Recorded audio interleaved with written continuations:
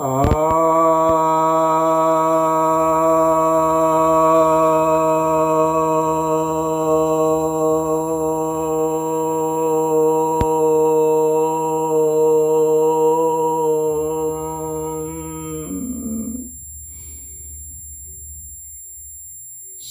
भक्तजनों को सप्रेम नमन।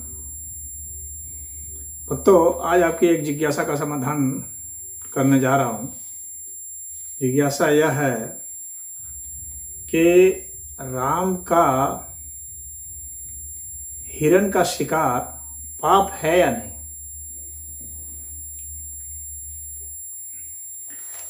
देखिए, किसी भी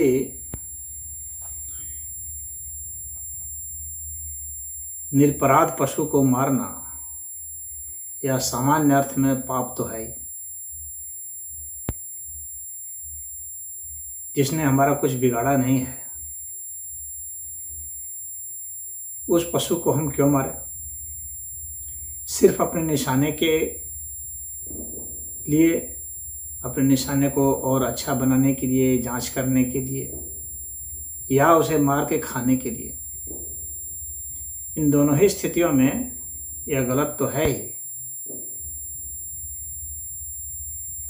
तो यदि कोई ऐसा करता है तो निश्चित ही पाप का भागी है, क्योंकि पाप और पुण्य का जो कर्म है, जो भाव है, जो सिद्धांत है, वह लागू होगा तो सभी पर लागू होगा। अब बात आती है राम की। क्या भगवान राम ने कभी हिरण का शिकार खाने के लिए किया या निशाने के लिए किया? इसका किसी प्रकार का कोई वर्णन नहीं है।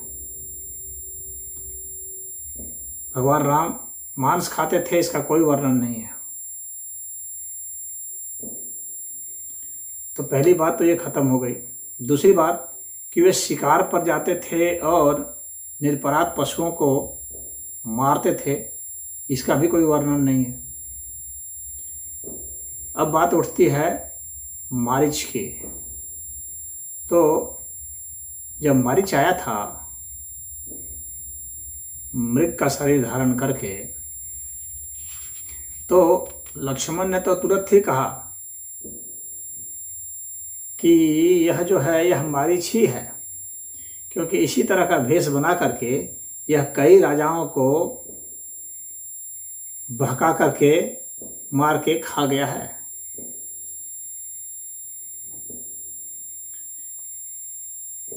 और कई ऋषि मुनियों को भी मार के खा गया है। तो भगवान राम ने लक्ष्मण से कहा कि जिस तरह से वातापी नाम का एक राक्षस था, जिसको अगस्त मुनि ने,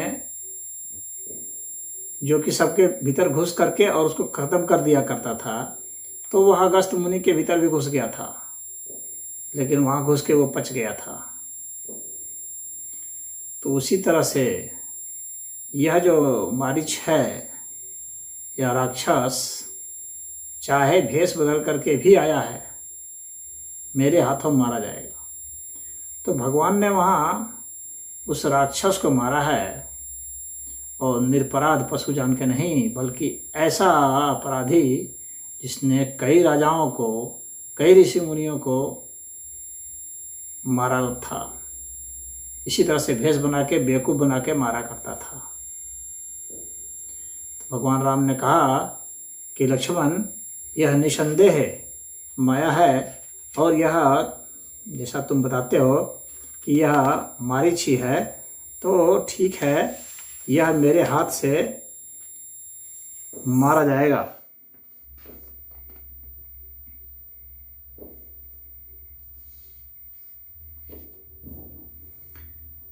तो यह भगवान राम का है। तो इस मामले में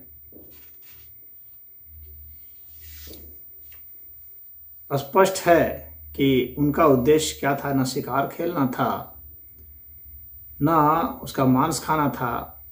उनका उद्देश्य तो बस ऐसे पापी मृग भेषधारी राक्षस को मारना था।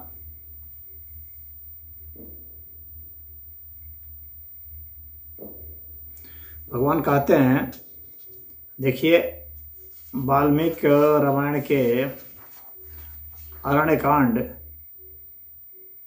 के 43 सर्ग में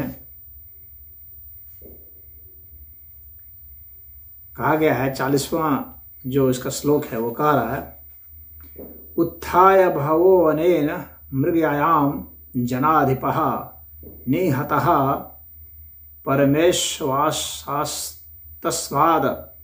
वध्यस्त्वयं मृगः।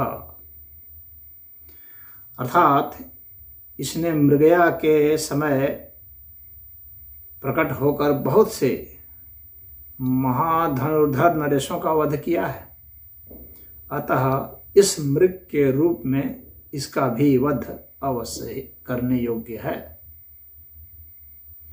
तो यहाँ पर वो स्पष्ट रूप से बता रहे हैं कि इसको क्यों मारूंगा। तो मुझे उम्मीद है कि आपको इसका हल मिल गया होगा। हरि ओम।